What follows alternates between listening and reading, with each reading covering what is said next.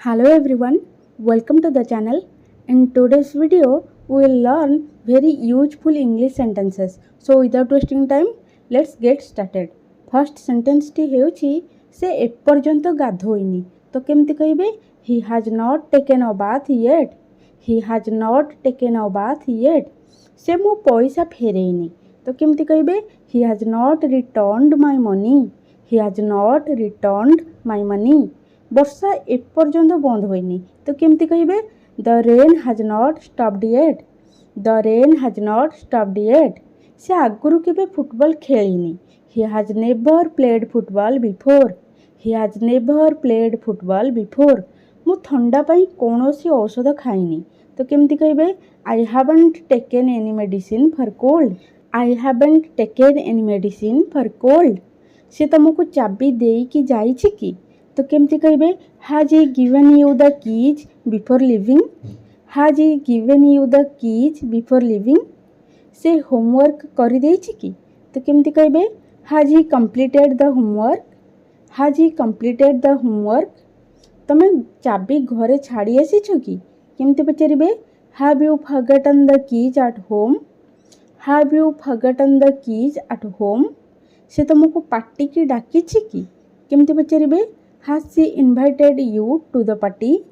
Has she invited you to the party?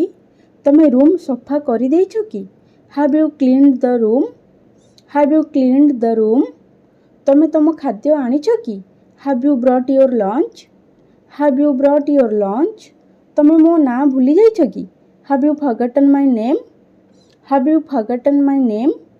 तमे ताको तम अतीत विषय कहिछो कि Have you told him about your past?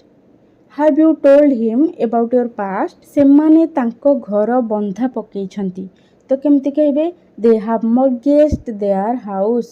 They have mortgaged their house. से सकाळटू किछि खाइनी. He has not eaten anything since morning. He has not eaten anything since morning. मो charger घरे रही जाइथिला बा मो घरे छाड़ी के पळे जाइथिली भूली जाइथिली तो केमती कहबे I had left my charger at home.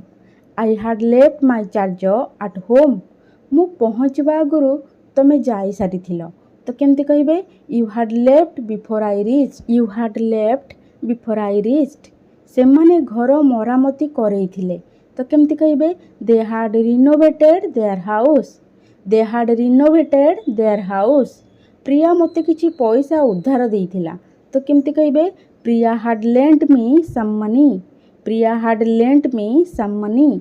मु मो बही घरे भूली जाइथिली तो केमती कहबे I had forgotten my books at home. I had forgotten my books at home. काली मु 6 किलोमीटर चलीथिली केमती कहबे I had walked 6 kilometres yesterday. I had walked 6 kilometres yesterday. मु काली गाधोई नथिली तो केमती कहबे I had not taken a bath yesterday. I had not taken a bath yesterday. मु ड्राइवर को कार धोइबा को कहि नथिली तो केमती कहबे I had not asked the driver to wash the car. I had not asked the driver to wash the car. मु तुमको कहिथिली जे आज मोर डेरी हेबो तो केमती कहबे I had told you that I will be late today.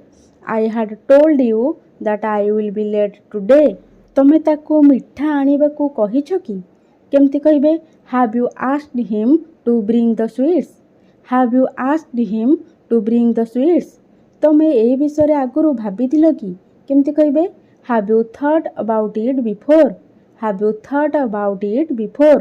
से तुमको केबे मिछ कहिछि कि Has he ever lied to you?